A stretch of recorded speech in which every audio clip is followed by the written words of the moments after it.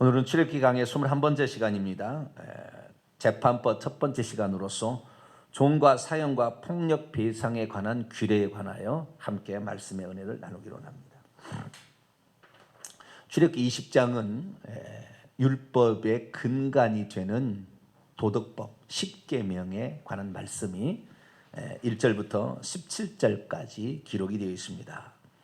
그리고 1장 18절부터 마지막 절까지는 그 10계명에 관한 보조적인 몇 가지 당부의 말씀이 있고요. 그리고 이제 21장부터 23장까지는 재판법이라는 일종의 시민법이죠. 시민으로서 살아가는데 종을 어떻게 관리할 거냐, 사고 팔 거냐, 또는 싸워서 무슨 해를 입혀서 죽이거나 상하게 하거나, 또 동물이 또 들이받아가지고 또 상하게, 이럴 때는 어떻게 변상을 해주고 보상을 해주고 치료해 줄 것인가, 뭐 이런 문제에 관한 이야기가 재판법. 여기서 출애굽기 21장 1절에는 법규라고 나오는데, 이 법규가 미슈파팀, 샤파트라는 재판하다, 심판하다는 말에서 온 판결법이라는 거죠. 그래서 재판법인데 시민들 사이에서 일어난 일들을 말하기 때문에 시민법이라고도 얘기를 합니다. 그래서 오늘은 도덕법의 보조적인 몇 가지 조항들을 살펴보고, 그리고 재판법, 시민법의 앞부분에 관하여 우리가 말씀을 살펴보기를 원합니다. 우리가 지난 시간까지 총 5번에 걸쳐서 10계명을 1, 2, 3, 4, 5, 6, 7, 8, 9, 10에서 5번에 나누어서 10계명을 공부를 했습니다. 10계명은 어쩌면 율법의 근간이 되고요, 이것이 일종의 모법이고 거기에 관련된 사항들을 잘 그대로 지켜지게 하기 위해서 다른 것들은 보조적으로 주셨다 해도 과언이 아닐 정도로 10계명은 모든 삶의 신앙의 기본이 되는 그런 법칙들을 말씀하고 있습니다. 그래서 우리는 이 법칙을 예수 그리스도께서 오셨다고 해서 이 법이 무효화되거나 폐지된 것이 아니라 의식법으로서, 율법 가운데 이제 나중에 레위기에 가게 되면 이제 의식법이 나오기 시작해요. 출애굽기도 나옵니다. 25장부터는 의식법으로서 성막법이 나옵니다. 그래서 제사법이 이제 레위기서에 등장하게 되고요, 제사장법이 나오고요, 그 다음에 23장에 가면 절기법이 나오고, 그 다음에 뭐 레위기서 쭉 읽어보게 되면 11장의 음식법, 뭐 12장의 정결법, 뭐 여러 가지 이제 법들이 많이 나와요. 그래서 이런 의식법들이 나오는데, 이 의식법들은 예수 그리스도께서 오셔서 어떤 일들을 하실 것인가에 관한 그림자요 모형에 관한 법입니다. 그래서 이런 의식법들은 우리가 예수님을 알려면 레위기를 누가 읽어보라, 그런 말이 있어요. 예수님은 레위기는 예수님의 심장 같은 것이다. 구약 율법의 심장 같은 것이다. 왜? 예수님이 누군지를 정확하게 알려면 레위기에 나와 있는 그 법을 알아야 된다는 거죠. 그분이 우리를 위해서 속죄 제물 되심과 대제사장 되심과 희년을 성취하는 분임을 뭐 여러 가지로 25장의 희년 성취 계속 레위기에 나오는 거예요. 그래서 우리가 예수님이 누구신지 알려면 레위기서를 보라, 그런 말이 있어요. 그러듯이 레위기서는 깊고도 오묘한 법입니다. 그런데 이 레위기서에 이 제사를 드리려면 필요한 것이 성막이죠. 이게 나중에 성전으로 발전이 되게 되는데, 이 성막법이 출애굽기 25장부터 40장까지 나오는 거예요. 그래서 어쩌면 성결법, 의식법들, 이것을 추진하기 위한 밑그림을 만드는 것이 이제 출애굽기 25장부터 우리가 장차 배울 건데요, 25장에 앞서서 21장부터 23장까지가 시민들이 지켜야 될 윤리들을 설명해 주고 있는 것이죠. 이것은 10계명에 나와 있는 법들이 공평하게 사람들 사이에 집행될 수 있도록 우리가 알아야 될 법규들을 설명해 주고 있는 것입니다. 그래서 우리가 오늘부터 이렇게 또 몇 주 동안 법규, 재판법을 공부하게 될 텐데요, 도덕법을 우리가 마음속에 항상 새기고 이것을 기준으로 모든 것은 법은 나가고 있다, 이 사실을 참고하시면 좋겠습니다. 자, 오늘 이제 20장 18절부터 들어가도록 합니다. 20장 18절부터 21절까지를 먼저 읽도록 합니다. 시작. 뭇 백성이 우레와 번개와 나팔 소리와 산의 연기를 본지라 그들이 볼 때 떨며 멀리 서서 모세에게 이르되 당신이 우리에게 말씀하소서 우리가 들으리이다. 하나님 우리에게 말씀하시지 말게 하소서 우리가 죽을까나이다. 모세가 백성이 이르되 두려워하지 말라. 하나님이 오셨으니 너희를 시험하고 너희로 경외하고 범죄하지 않게 하려 하심이니라. 백성은 멀리 서 있고 모세는 하나님이 계신 어둠으로 가까이 가니라. 아멘. 여기 보니까 하나님이 십계명을 주셨을 때 시내산에 나타나셨는데 그 시내산 산 꼭대기에 내려오셨다고 말이에요. 하나님은 어디에나 계시지만 또한 하나님이 어디에나 계시지만 하나님이 임재하실 때 그 장소에는 어떤 현상이 나타나요. 어떤 현상이 나타나는데 그것은 구름이 가득 이렇게 구름이 가득 찬다든가 아니면 뭐 화염이 불길이 치솟는다든가 아니면 우레와 번개가 막 팍 친다든가 아니면 컴컴한 어둠이 온다든가 이런 식의 어떤 소리와 또는 시각적으로 하나님이 거기에 오셨다라는 것을 우리 인간이 알 수 있도록 하면서 말씀하시거든요. 그것이 이제 가끔 가다가 나오는 거예요. 그런데 이 하나님께서 그런 식으로 시청각적으로 나타나신 경우는 이스라엘 백성이 최초자 마지막이에요. 그 어떤 민족에게도 하나님이 시청각적으로 나타난 적이 없어요. 하나님은 보이지 않습니다. 요한복음 4장 24절에 하나님은 영이시니 예배하는 자가 영과 진리 안에서 예배하라. 그래서 하나님은 보이지 않아요. 어디에 처소에 갇혀 계시지 않아요. 그런데 어쩔 때는 거기에 오셔서 너희들에게 말씀하고 있다는 것을 정확하게 그들로 하여금 새겨버리기 위해서 시청각적으로 보여지고 들려지는 것으로 나타날 때가 있다 그 말이에요. 그런데 그것이 나타나는 것이 그냥 짜잔 이것이 아니라 그냥 천지를 울린다 그 말이에요. 그 천둥 번개 소리가 말이죠. 천둥 번개치가 하는 것이 천지를 움직이기 때문에 얼마나 무섭습니까? 우리가 집에 있다가 여름철에 번개가 그냥 빛이 팍 그랬다가 10초 지나면 아 그러면 창문이 막 흔들리면 우리도 그냥 무섭잖아요. 어휴, 그러듯이 하나님께서 나타날 때 이스라엘 백성이 얼마나 무서웠겠냐 그 말이에요. 에? 이스라엘 민족이 430년 동안 애굽에 종살이하면서 하나님 안 섬기고 우상 섬겼잖아요. 송아지. 애굽에 들어간 족속 가운데 구원받은 사람가 거의 없어요. 99%는 다 지옥 간 것 같아요. 하나님의 백성이 할례를 받았어도 쓸데없는 거예요.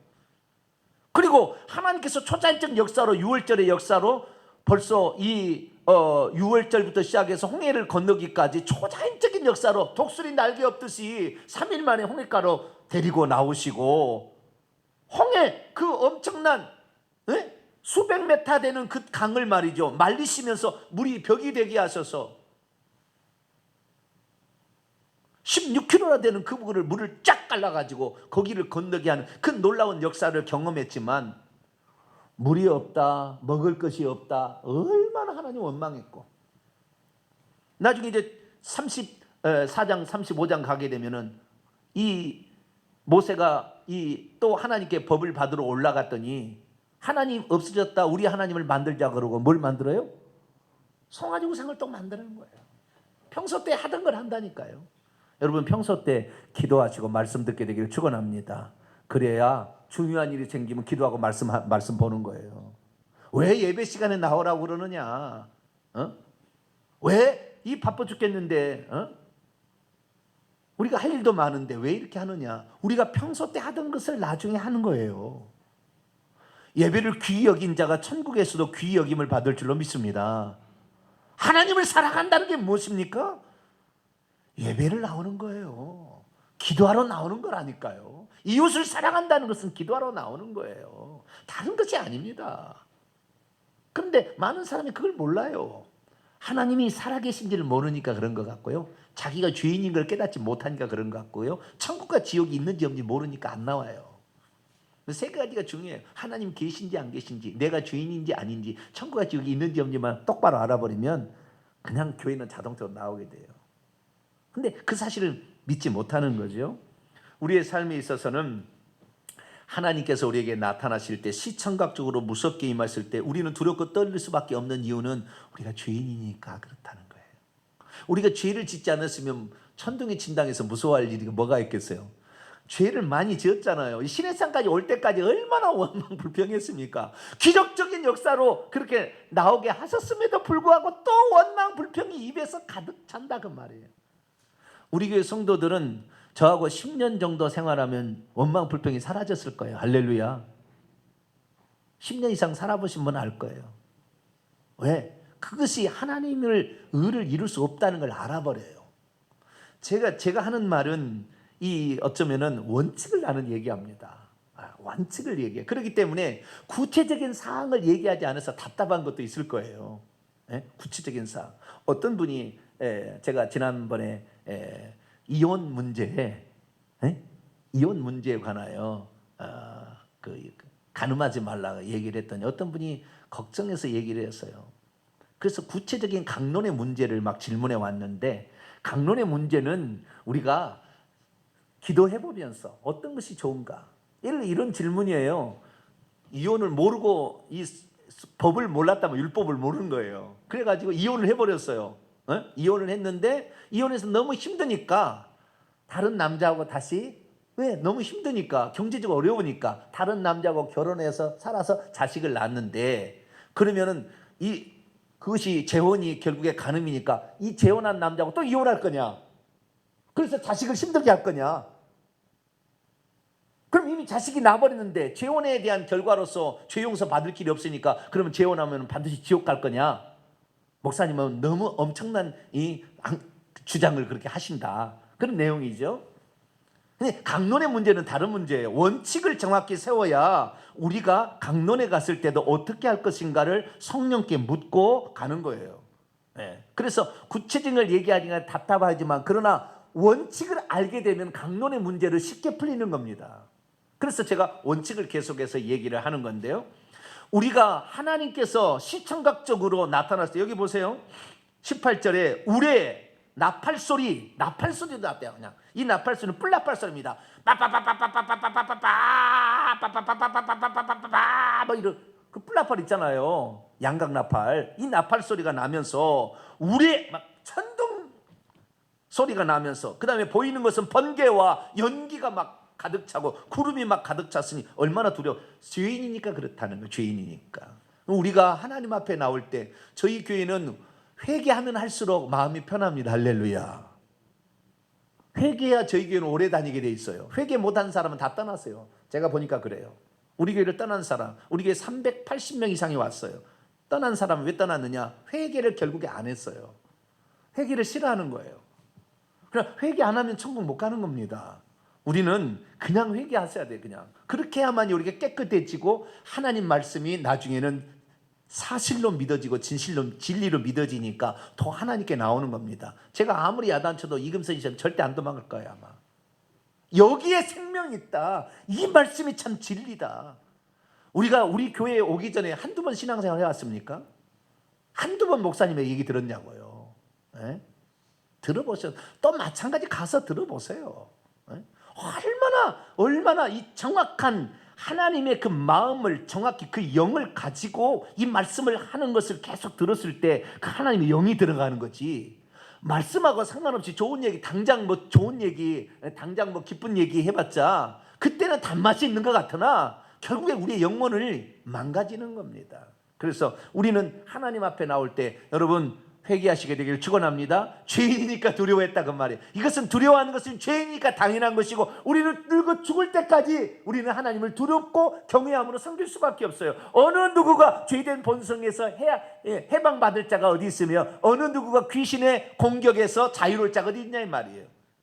우리는 안팎에 벌써 공격이 우리를 죽을 때까지 택하신 자도 미혹하려는 사탄 마귀의 괴계가 있기 때문에 본성을 통하여 외적인 침입을 통하여 귀신을 통하여 역사하는 것을 이기려면 회개만이 살 길을 믿습니다. 우리 안에 죄가 없으면 요한 3장 8절 죄를 짓는 자는 마귀에게 속한다고 그랬는데 죄를 짓지 않을 수는 없으나 죄를 짓게 될 때 회개하면 요한일서 1장 7절에서 예수의 피가 우리 죄를 사하시고 요한일서 1장 9절에 그 예수 그리스도로 말미암아 우리가 죄의 용서를 되고 깨끗게 되어진다 약속하고 있으니 우리의 안에 죄가 없으면 귀신이 뭘 틈탈 수 있냐 그 말이에요. 아무 소용이 없는 거예요. 할렐루야. 귀신이 100개, 1000개, 10,000개가 있어 아무 소용 없어요. 우리에게 들어올 권리가 없기 때문에. 그래서 우리는 늘 회개를 해야 됩니다. 이스라엘 백성들이 너무 무서웠어요. 그래서 모세에게 말합니다. 19절 당신이 우리에게 말씀하소서 우리가 들으리이다. 하나님이 우리에게 말씀하시지 말게 하소서 우리가 죽을까 염려됩니다. 물론 이런 두려운 마음이 있어야 되겠지만 이런 두려워하는 마음 속에는 회개치 못한 모습이 있는가도 살펴야 되는 것이고 회개하면서도 우리는 항상 두렵고 떨림으로 구원을 이루어가야 할 제가 믿습니다. 모세가 그래서 하나님께 가서 말씀을 받아서 이스라엘 백성에게 말하게 되는 이유가 여기 있었던 거죠. 직접 말씀하면 죽을 것 같다. 그래서 당신을 통하여 말씀할 것 같다. 여러분 삶에 있어서도요 직접적으로 얻어맞으면 큰 상처가 되지만 한 사람 한 다리 두 다리 걸쳐서 들으면 덜 충격받아요. 이스라엘 민족이 그런 거예요. 당신이 우리에게 말씀해 주소서, 당신이 우리에게 중보자가 되어 주소서 이렇게 얘기한 거예요. 그래서 모세가 이스라엘 백성에게 중보자가 된 줄로 믿습니다. 그러면 이 중보자의 끝은 뭐냐? 우리 주 예수 그리스도. 자, 디모데전서 2장 5절입니다. 디모데전서 2장 5절 읽습니다. 시작. 하나님은 한 분이시요 하나님과 사람 사이의 중보자도 한 분이시니 곧 사람이신 그리스도 예수라. 아멘. 디모데전서 6장을 봅니다.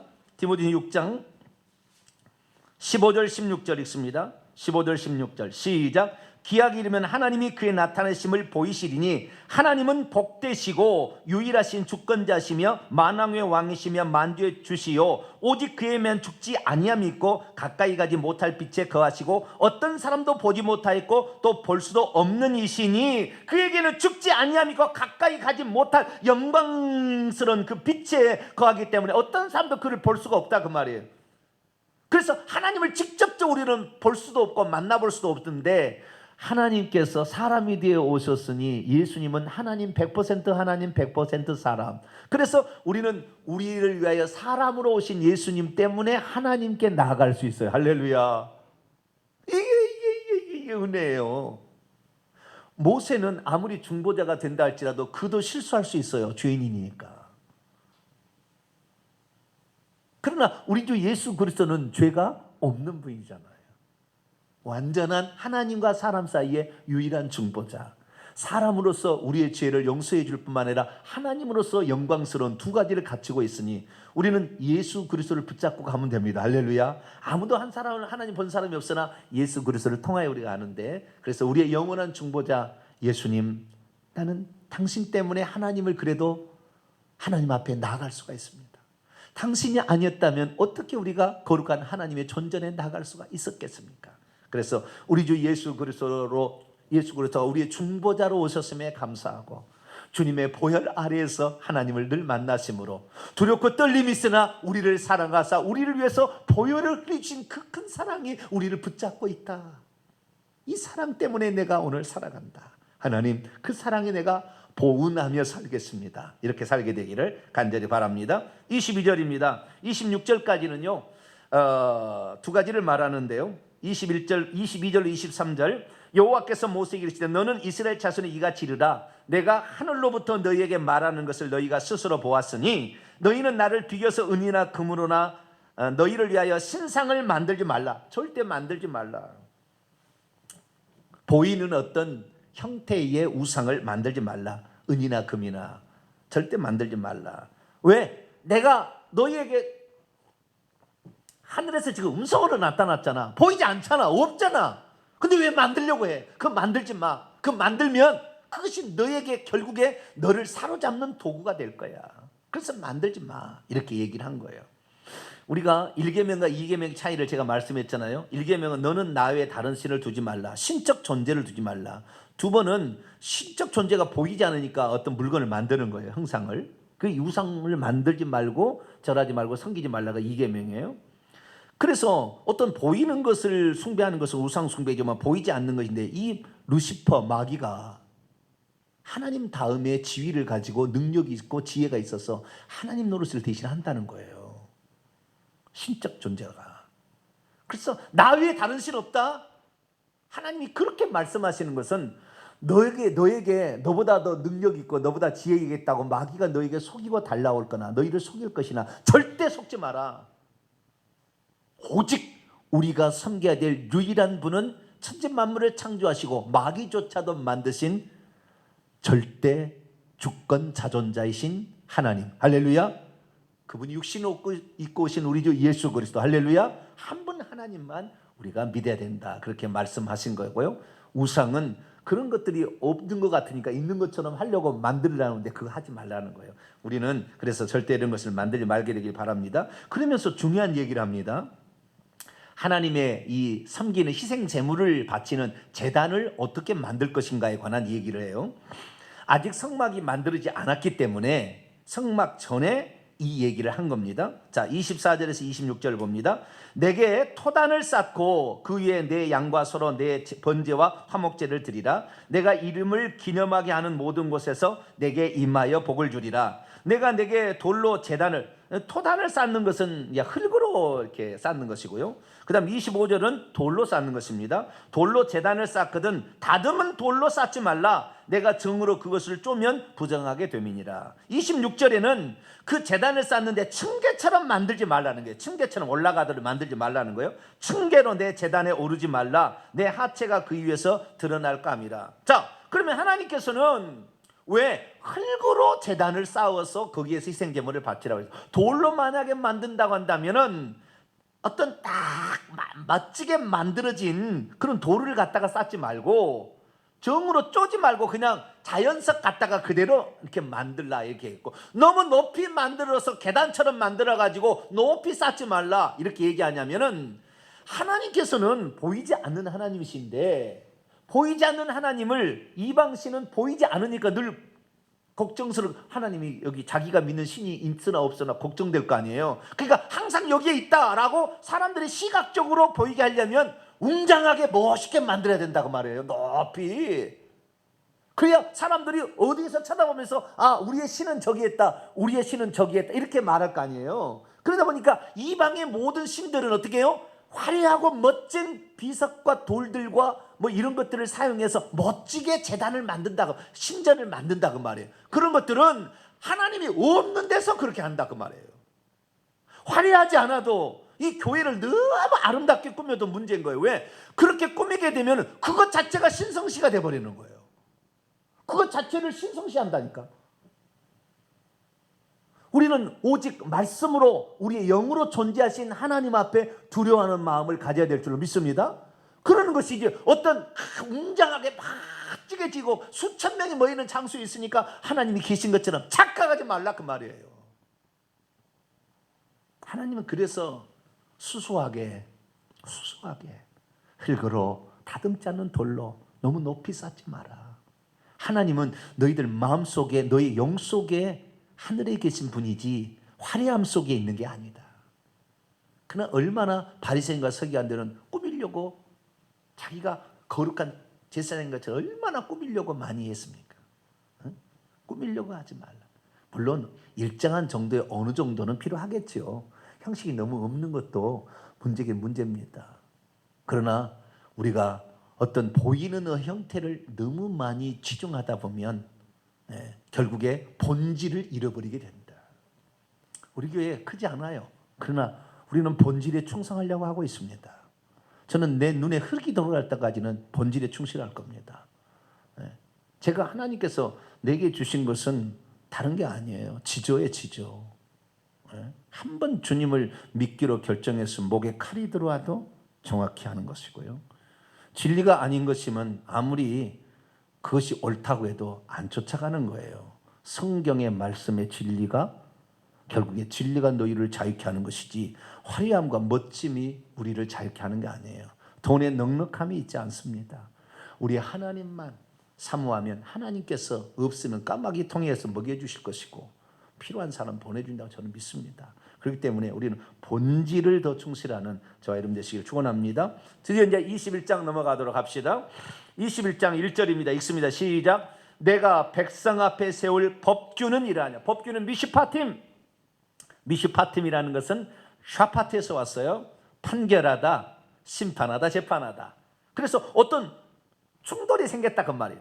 누가 상해를 입거나 도둑질을 하거나 그다음에 죽이거나 어떤 일이 생겼을 때 어떻게 판결을 할 거냐, 나쁜 일을 했을 때 어떻게 그를 처벌할 거냐, 이런 문제예요. 그래서 이 판결에 관한 문제이기 때문에 이 21장부터 23장까지는 판결에 관한 문제를 우리에게 말해주고 있습니다. 그래서 시민들 사이에 일어난 일이기 때문에 시민법이라고도 합니다. 이 시민법에 대해서 들어가는데요, 첫 번째 법은 종에 관한 법을 말씀하고 있어요. 그래서 2절부터 11절까지는 종에 관한 법인데 2절부터 6절까지는 남종에 관한 법이고요, 7절부터 11절까지는 여종에 관한 법입니다. 먼저 남종에 관한 법을 살펴보도록 합니다. 2절입니다. 내가 히브리 남종을 사면 그는 6해 동안 섬길 것이요 7째에는 몸값을 물지 않고 나가 자유인이 될 것이며, 중요한 것입니다. 자, 히브리 종이라는 것은 자기 동족 종을 사게 된 거예요. 그러면 왜 사람이 종이 되겠습니까? 남의 종이 될 필요는 없겠죠. 하나님께서 왜 이스라엘 민족을 애굽에서 끌어냈습니까? 자, 20장 넘어가 볼까요? 20장 2절입니다. 2절.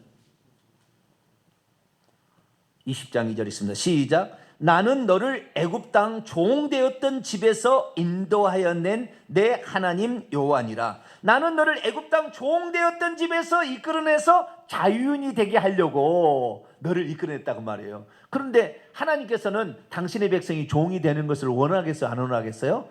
안 원해요. 그러나 이 당시에 출애굽시 BC 1406년에 이 법이 선포될 때 당시에 세상에는 종과 주인이라는 두 가지 신분이 있었어요. 당시 세상은 종이든지 주인이든지 둘 중 하나예요. 그러면 종으로 만약에 그 사람이 태어났다 그러면은 대대로 종입니다. 그 자식도 종이야. 주인으로 태어났으면 영원토록 주인이에요. 우리가 조선시대에 만약에 살았다면 양반과 상놈으로 나눠졌잖아요. 물론 중간에 이제 중인, 조선 후기 때는 중인이라는 게 생겨났어요. 상업활동을 통하여. 그러나 중인이 생겨날 때는 양반과 상놈이라는 둘 중에 하나잖아요. 둘 중에 하나. 그런데 이건 대대로 이루어진 것이지, 내가 상놈이었는데 나는 지금부터 양반이 되겠소, 나는 양반이요, 맞아 죽어요 그놈은. 그거 안 되는 거예요.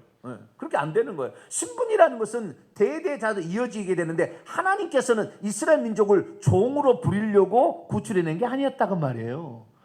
애굽에서 종노릇 하는 거 그만해라. 너가 섬겨야 될 유일한 대상은 나 외에 다른 것은 주인으로 섬기면 안 돼. 그건 아니야. 나만 섬기는 것은 내가 너희를 진정 자유를 주고 너희에게 구원을 줄 거지만 나 외에 다른 신을 섬기는 것은 너가 종되는 것이야. 그것은 내가 원하지 않아. 그렇기 때문에 하나님께서는 종이 되었지만 이스라엘 민족에 만약에 내가 말이요 빚을 너무 많이 줬어요. 빚을 감당할 수가 없어. 그럼 어떻게 합니까? 내가 종으로 팔려가든지 내 딸을 종으로 파는 거예요.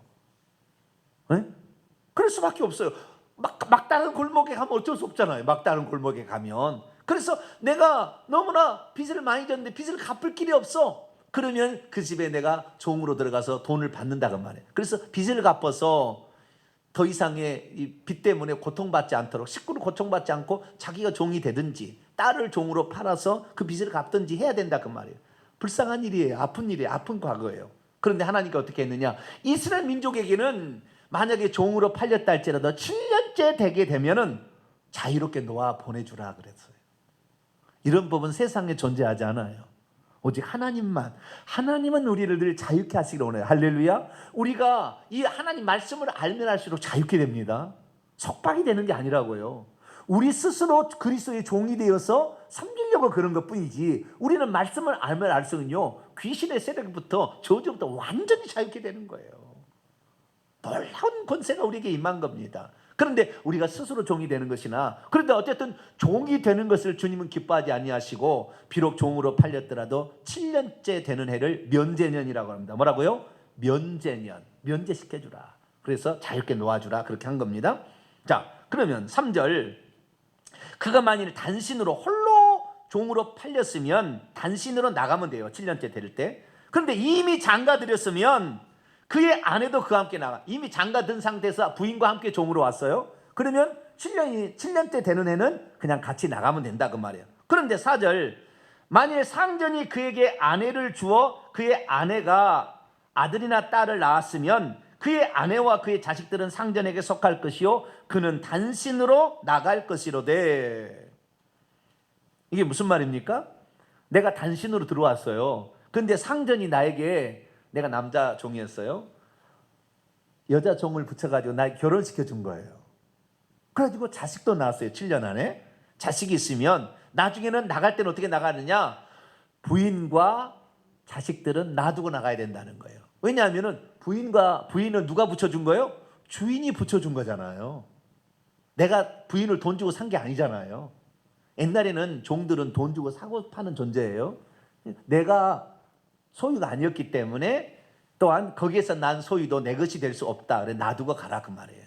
네. 그것은 주인이 그만큼 배려를 해준 거고 주인이 사준 거니까 너 것은 아니지 않느냐. 그러니까 정확히 해라 라는 말이에요. 그런데 이제부터 문제 5절 6절 보면 재미난 얘기 나와요. 만일 종이 분명히 말하기를 내가 상전과 내 처자를 사랑하니 나가서 자유인이 되지 않겠노라 하면 상전이 그를 데리고 재판장으로 갈 것이요 또 그를 문이나 문설주 앞으로 데리고 가서 그것에서 송곳으로 그의 귀를 뚫을 것이라. 그는 종신토록 그 상전을 섬기리라. 이 종신노예 제도라는 건데요, 내가 상전을 섬겨보니까 너무 상전이 좋아.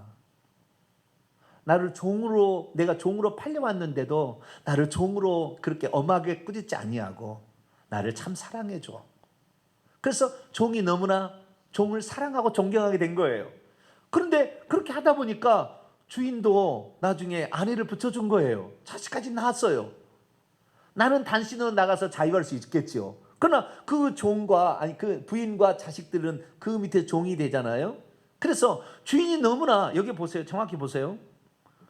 5절 보니까 만일 종이 분명히 말하기를 내가 상전과 내 처자 내 아내와 자식을 사랑하니, 상전도 사랑하고 내 처자식도 사랑하게 되기 때문에 나가서 나 홀로 자유인이 될 것이 아니라 나는 상전을 계속해서 섬기고 이 처자식과 함께 살겠습니다. 종신토록이에요. 종신토록. 주인이 죽으면 자유롭게 됩니다. 주인이 죽어버리면 자유롭게 됩니다. 또 내가 죽어버리면 자유롭게 되겠지만 영원토록 그런 건 아니고 주인이 살아있을 동안까지는 나는 당신의 종이 되겠소 라고 하게 되면 재판장으로 가서 문설주에다가 귀를 대놓고 송곳으로 꽉 찌르라는 거예요. 그래서 여기에다가 구멍을 뚫어 놓게 되면 이 사람은 돈이 궁색해가지고 노예로 팔린 종이 아니라 사랑해서 스스로 종이 된다. 종이 좀 다른 거예요, 자세가. 예전에는 어쩌면 억지로 종이 된 거잖아요. 빚을 갚기 위하여. 그런데 이번에는 억지로가 아니라 사랑해서 종이 되는 거예요. 예수님께서 내가 나는 섬김을 받으려 함이 아니라 도리어 섬기려 하고 내 목숨을 많은 사람의 대속물로 주려 함이라. 주님께서는 우리를 사랑해서 우리를 아내로 그리스도의 신부로 취하기 위해서 하나님이 스스로 종이 된 것이 예수님이에요. 할렐루야. 예수님이 바로 종신종이 되려고 스스로 사람이 되어셔서 귀를 뚫은 분이에요. 십자가에 송곳으로 손과 발을 뚫었어요. 나는 내 아내 저 인간을 사랑하니 내가 저 인간을 위해서라면 기꺼이 종이 되겠다. 우리 주 예수 그리스도를 예표하는 겁니다. 이게 어떤 예인데요. 이런 이야기가 이 성경에 있어요. 그래서 하나님께서 장차 자기의 마음을 어떻게 인간을 사랑할 것인가를 벌써 마음속에 있는 걸 얘기를 해놨어요. 이렇게 얘기를 해놨잖아요. 참 하나님 대단하십니다. 그래서 빚을 갚지 못했든 어쨌든 무슨 일로 말미암아 종이 되었으면 그 종을 평생토록 종을 하면 안 된다. 자, 레위기 25장을 볼까요? 오늘 본문을 다 못해도 하다가 보면 끝나겠습니다. 할렐루야. 시간 되면 제가 종료할 테니까. 자, 레위기 25장. 레위기 25장은 안식년 희년에 관한 법이 나오는 거예요. 안식년 희년에 관한 법이 나오는데요. 재미난 법이 나와요. 재미난 법이. 우선 하나님께서 영원토록 종을 삼지 말게 할 이유가 나와 있어요. 55절 봅니다.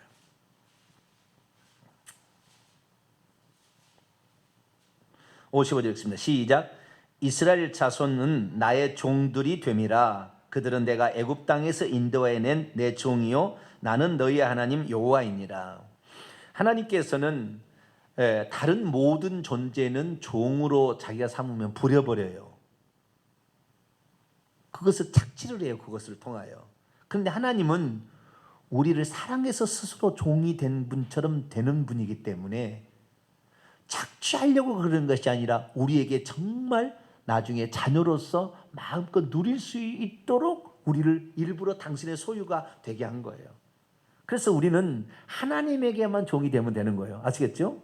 그런데 우리에게 만약에 누가 종이 되었다 또는 내가 종이 되었든가 내가 종으로 삼게 되었든지 어떻게 해야 되느냐? 39절부터 봐봐요. 레위기 25장 39절. 너와 함께 있는 내 형제가 가난하게 되어 내게 몸이 팔리거든 너는 그를 종으로 부리지 말고 품꾼이나 동거인과 같이 함께 있게 하여 희년까지 너를 섬기게 하라. 그때에는 그와 그의 자녀가 함께 내게서 떠나 그의 가족과 그의 조상의 기업으로 돌아가게 하라. 그들은 내가 애굽 땅에서 인도하여 낸 내 종들이니 종으로 팔지 말 것이라. 너는 그를 엄하게 부리지 말고 내 하나님을 경외하라. 하나님께서는 그래서요, 우리가 설령 내 밑에 종으로 들어왔다 할지라도 그래서 우리가 조선시대에 상전이 예수님을 믿고 보니 내 종이 내가 이도 똑같은 하나님의 형상대로 지음받은 하나님의 사람이라는 생각이 들었기 때문에 자유롭게 놓아준 사람이 많았어요. 우리 조선시대에. 물론 그런 주인을 만난 종은 참으로 상놈들은 좋았겠죠. 그러나 우리가 상놈의 입장에서 봤을 때는 스스로 종이 되는 그런 마음 자세를 가져야 되는데 건방지게 한 사람도 있긴 있었겠죠. 그러나 우리가 원래 마귀의 영원한 종이 될 수밖에 없었는데 하나님이 핏값을 주고 우리를 사셔서 종으로 데려갔지만 우리를 종으로 부리려고 데려간 것이 아니라 우리에게 하나님의 나라를 물려주기 위해서 우리를 종으로 데려갔다. 할렐루야. 그래서 우리는 복받은 종이에요. 무슨 종이에요? 복받은 종이 되었다고 말해요. 그래서 우리가 하나님께 종이 된 것을 기쁘게 생각해야지 하나님이 나를 괴롭히려고 주일 예배 시간에 이 예배를 나오게 하고 새벽 기도를 나오게 하느냐. 하나님 나를 너무 힘들게 하시는 존재야. 그 사람 지금 뭘 모르는 거예요. 뭘 모르는 거예요 지금. 네? 우리가 하나님께 속해 있지 않으면 누구에게 속해 있는 거예요? 마귀에게 속해 있다고요. 마귀의 영원히 종이 될 거예요. 우리는 하나님께 종이 되는 것을 우리는 감사하고 하나님 내가 영원토록 마귀의 종이 됐는데 나를 당신이 죄값을 주고 핏값으로 사셨으니 감사합니다. 할렐루야. 내가 어떻게 하나님의 은혜를 보답하오리까. 내가 종이는 아니지만 내 스스로 종이 되어서 당신을 섬기겠나이다. 할렐루야. 이것이 바른 자세라 그 말이에요. 그런데 오늘날 뭡니까? 하나님께서 핏값을 주고 우리를 사셨어요. 그럼에도 불구하고 이제 나는 자유이다. 마음대로 죄지도 되는 모양이구나. 나는 영원토록 하나님의 자녀야. 나는 절대 지옥 가지 않아. 나는 이제 하나님 자녀야. 그러고는 마음대로 죄를 지으니 얼마나 하나님 마음이 아프시겠어요. 은혜를 저버리는 거예요. 은혜를 저버리는 거. 우리는 그런 사람이 되어서는 안 될 줄로 믿습니다. 자, 7절입니다. 사람이 21장 출애굽기 21장 7절 이제 여종에 관한 규례입니다. 사람이 자기의 딸을 여종으로 팔았으면 그는 남종같이 나오지 못할지며 만일 상전이 그녀를 기뻐하지 아니하여 여기에 딸을 여종으로 팔았다는 것은 종으로 판 게 아니에요. 왜냐하면 그 뒤에 나오는 거 보니까 동침한다라는 말이니까 그 여자의 첩으로 판 거예요. 아시겠죠? 첩으로 자기의 딸을 판 거예요. 돈이 없으니까 그 여자의 첩을 받아서 돈을 받아서 빚을 갚은 거예요. 아시겠죠? 자, 다시 사람이 자기의 딸을 첩으로서 여종으로 팔았으면 그는 남종같이 나오지 못할지며 7년이 돼도 못 나온다고 말이에요. 왜냐하면 첩으로 팔았으니까. 만일 상전이 그녀를 기뻐하지 아니하여 그러니까 그녀가 별로 그냥 아내로 돈 주고 사기는 샀으나 아내로서 마음에 안 들을 때가 있을 거 아닙니까? 그래서 기뻐하지 아니하여 상관하지 동침하지 아니하면 그녀를 놓아보내라. 이렇게 말하고 있어요. 왜냐하면 상전이 그 여자를 속인 것이 되었으니 외국에는 팔지 못할 것이요. 자기 첩이라고 해서 데려왔는데 그 여자가 마음에 안 들어. 그 첩이 마음에 안 들어요. 그러면 마음에 안 든다고 그냥, 그리고 동침도 안 해. 그러면은 어떻게 해요? 그냥 놓아 보내라. 그런다고 해서 놓아 보낼 때 이 여자를 외국인에 또 팔아서 돈을 받지 말라고 그냥 자유롭게 놓아 보내라, 이렇게 얘기를 했어요. 자, 그런데 9절 보세요. 만일 그녀를 사오기는 사왔는데 그녀를 자기 아들에게 첩으로 다시 줄 수 있잖아요. 자기 아들에게 주기로 하였으면 그를 딸같이 대우하라. 그러니까 어쩌면 하나님은 인권을 엄청 많이 높여주고 있는 것을 우리가 이렇게 느낍니다. 계속 또 볼까요? 10절. 인권이 아니라 어떤 사람이 살아가는 삶에 있어서 사람 대우를 해주라고 얘기합니다. 종이랄지라도. 보세요. 만일 상전이 다른 여자에게 장가들었어, 다른 첩을 데려와서 다시 이제 장가를 들었어요. 두 번째 부인을 얻었어요.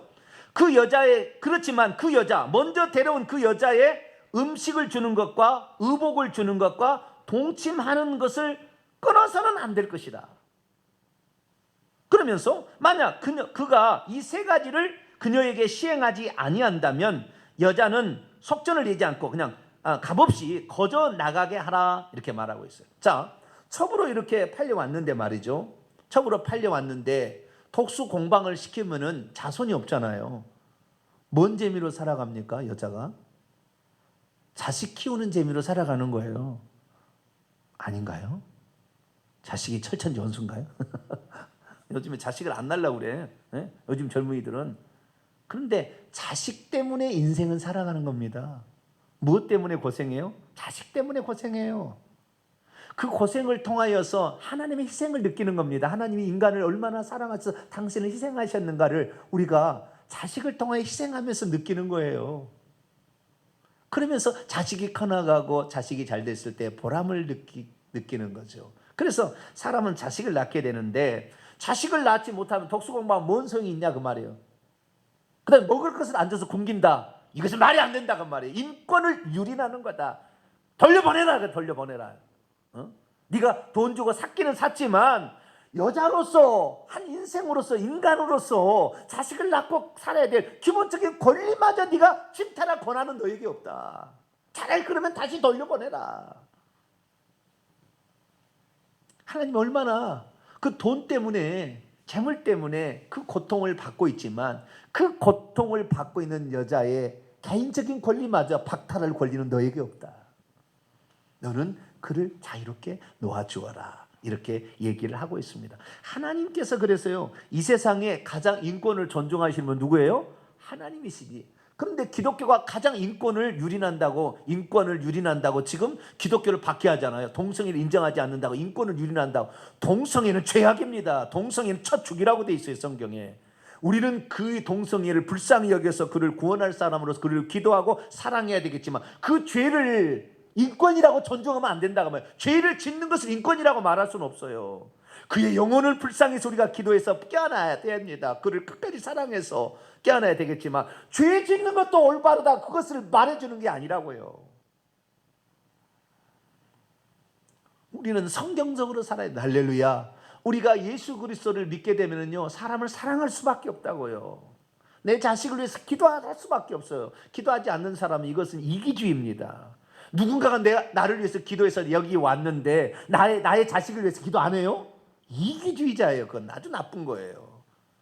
우리는 누구든지 그 권리를 가질 수 있도록 우리가 배려해 주는 것이 모습이 필요한데, 그래서 이 하나님께서는 이 히브리 종들에 관한 이야기를 하면서 7년째 되면은 자유롭게 놓아주되, 네가 인간으로서 취급을 못할 것 같으면 차라리 자유롭게 놓아줘라. 하나님은 그렇게 명령하고 있어요. 한 가지 더 덧붙이자면, 사람이 종으로 팔려서도 자유롭게 되는 것이 7년 만에 면제년을 통하여서 면제되는 것도 있었고요, 희년으로도 면제가 됩니다. 무슨 법으로도요? 희년. 희년은 50년마다 돌아오는 법인데 레위기 25장에 잘 나와 있어요. 나중에 집에 가서 읽어보세요. 이 레위기 25장 희년이 되게 되면 종으로 팔린 자도 자유롭게 놔주고, 만약에 그 집에 땅을 샀어요. 만약에 땅을 팔지 말아야 되는데 땅을 팔았는데 땅도 돌려주라고 그래요. 땅도 돌려주라. 그래서 종으로 팔린 자는 돌아가게 하라. 그래서 만약에 내가 한 종을 사면 몇 년까지 부릴 수 있어요? 6년 동안 부릴 수 있잖아요. 그렇죠? 그래서 6년 동안 부리는데 5년째 되는 해가 희년이라 50년째 돌아오면 희년이 되었어요. 그러면 이 값을 쳐줄 때 5년치 값만 쳐주고 돌려보내야 되기 때문에 그 사람을 종으로 살 때 5년치 값만 돌려주고 그 다음에 자유롭게 놓아줍니다. 아시겠죠? 희년째 되는 해도 놓아주게 돼 있다는 말이에요. 그래서 어쩌면은 계속 6년을 주기로 계속해서 반복해서 7년마다 계속 종으로 살 수 있지만, 희년이 되게 되면 그 사람을 어떤 이유가 됐든 땅도 돌려주고 그 사람 노예도 자기 집으로 돌아가도록 이렇게 내줌으로 말미암아 영원토록 땅의 소유는 하나님의 소유고 그 사람도 하나님의 소유가 돼서 자유롭게 되려고 하는 하나님의 뜻을 이루도록 했어요. 그러나 우리는 한번 뭔가를 누리게 되려면 영원토록 누리려고 막 몸부림을 치고 절대 안 놔주려고 그러잖아요. 하나님은 놔줘라. 그래서 얼마나 우리의 자유지를 존중하지 몰라요. 그분이 바로 우리 하나님이니까 우리 스스로가 종이 되어서 하나님을 섬기는 거지, 하나님이 나를 괴롭힐 것 같아서 하나님을 섬기는 게 아니잖아요. 우리가 잘못 알고 있는 거죠. 우리는 하나님이 우리를 이렇게까지 사랑하시는 분이니까 그분을 섬기는 줄로 믿습니다. 사형죄까지만 하고 오늘은 마쳐야 되겠네요. 12절에서 17절까지 사형죄에 해당하는 4가지 죄목이 있습니다. 첫째는 살인죄입니다. 12절입니다. 사람을 쳐 죽인 자는 반드시 죽이라. 살인죄는 반드시 사형시키라고 그랬어요. 15절 부모 구타죄도요 사형시키라고 했습니다. 자기의 아버지나 어머니를 치는 자는 반드시 죽이라. 그래서 부모 구타한 죄도, 요즘에 부모를 구타하기나 칼로 찔러 죽은 사람도 있더라고. 왜 그래야 되는지 좀 더 설명하겠습니다. 세 번째 16절입니다. 인신유괴죄, 이것도 쳐 죽이라고 그랬어요. 사람을 납치한 자가 그 사람을 팔았든지 자기 수하에 두든지 그를 반드시 죽일지니라. 마지막 부모 저주죄 17절이에요. 자기 아버지나 어머니를 저주하는 자는 반드시 죽일. 그런데 여기 보니까요, 살인죄나 인신매매죄, 인신유괴죄, 사람의 생명을 함부로 하는 것에 대해서 하나님이 용납하지 않아요. 그럼 왜 하나님은 생명을 이렇게 경시하는 것을 용납하지 아니하고 생명을 존중하라 말씀하셨을까? 우리는 사람이 창세기 1장 26, 27, 28절을 보게 되면 하나님이 자기 형상대로 하나님을 창조하셨잖아요. 자기 형상이라는 것은 그것이 여러 가지 의미가 있는데 영적 존재다, 자유의지를 가진 존재다, 지혜로운 존재다, 많은 것을 포함할 수가 있어요.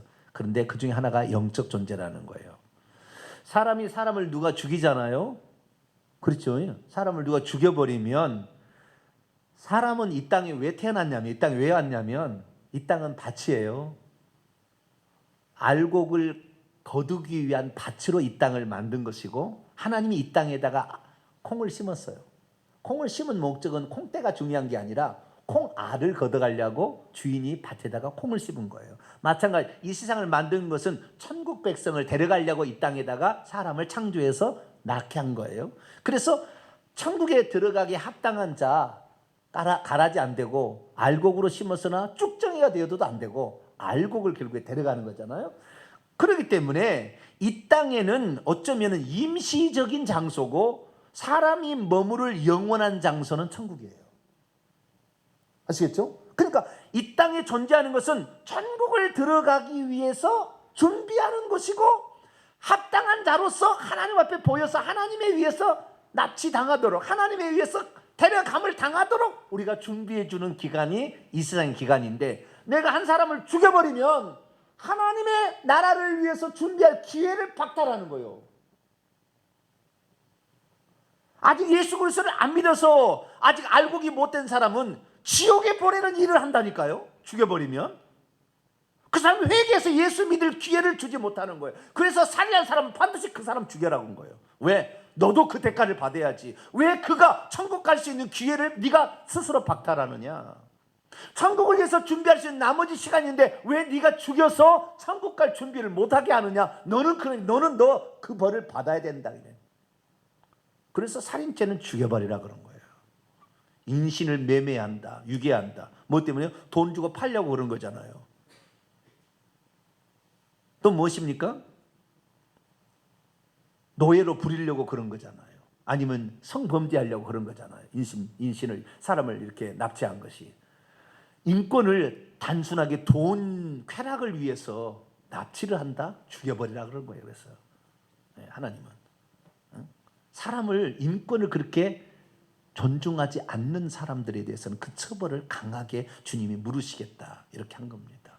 그래서 우리는 사람이 하나님의 자연 수명되도록, 나를 자살하는 것도 마찬가지예요. 하나님께서 나에게 회개할 기회를 박탈하기 때문에 자살하면 100% 지옥이에요. 자기가 자기를 죽인 죄를 회개할 수 없잖아요. 사람이 영혼이 육체에서 빠져나간 순간 우리는 끝나는 거니까. 그래서 우리는 절대 자살하지 말. 어떠한 일이 있어도 자살은 안 돼요. 뿐만 아니라 남의 생명을 해하는 일이나 인권을 유린하는 일을 하지 않게 되길 바랍니다. 그리고 자기 어머니, 아버지, 이 부모 공경의 죄는 심각하게 물으셨어요. 어떤 걸 쳐도, 구타를 해도 죽여버리라고 했고요. 저주를 하고 멸시천대를 해도 죽여버리라고 그랬어요. 왜 그렇습니까? 부모는, 우리가 십계명 강의에서도 나왔지만, 부모는 하나님을 대신하여 주신 존재잖아요. 그분 때문에 내가 존재하게 되었거든. 부모가 없으면 나는 존재하지 않았잖아요. 그러니까 내가 살아있다는 사실 자체만으로도 나는 내 부모를 공경해야 될 줄로 믿습니다. 뿐만 아니라 우리 부모를 공경하는 것을 통하여 하나님을 섬기는 법을 배운다 그 말이에요. 우리 부모를 공경함을 통하여 하나님을 어떻게 섬기는지를 배울 수 있도록 부모를 두셨는데, 그 부모를 없이 여기고 멸시하고 손찌검을 한다? 죽여버려야 된다 그 말이에요. 하나님을 섬길 자격이 없는 거예요. 어떻게 자기를 낳아준 부모의 은혜에 보답하지 못하고 부모에게 멸시천대를 할 거냐? 이런 것은 용납이 안 됩니다. 그래서 하나님은 부모 공경하지 않는 것에 대해서는 엄히 그 책임을 물으시겠다 말씀했습니다. 그래서 그 어떤 것보다도 우리 예수 믿는 사람은 부모를 공경하고, 아무리 나를 힘들게 한다 할지라도 그분이 아니었으면, 예를 들어서 그래, 시어머니가 나를 힘들게 한다. 그런데 시어머니가 나를 힘들게 한다고 저 시어머니 죽었으면 좋겠다, 그런 생각을 품을 수가 있을 수도 있겠죠. 물론 스쳐 지나가는 항상 그러진 않겠지만, 그러나 이렇게 생각하셔야 돼요. 나를 사랑해준 남편을 낳아준 부모니까, 내가 내 시어머니를 공개할 이유는 다른 게 아니에요. 나를 사랑해주는 남편을 낳아준 부모니까, 내가 시어머니는 싫어도 나를 사랑해주는 나의 남편을 낳아준 어머니니까 나를 낳아준 어머니라고 생각해야지. 할렐루야. 어떻게 아멘을 안 하시는 것 같아요. 이럴 때는 크게 아멘을. 아멘. 그렇게 생각해서 사랑하고 살아야 된다 그 말이에요. 이런 것을 잘하면은요, 주의 종에 대해서도 잘해요. 지위 고하를 떠나서 영적인 부모에 대한 존경심이, 이 부모를 공경하는 것과 이 영적인 부모를 공경하는 것, 하나님을 공경하는 게 다 연결되어 있어요. 우리는 이런 것들을 정확히 지켜나가야 돼요. 그렇지 않으면 우리는 하나님부터 은혜를 못 받습니다.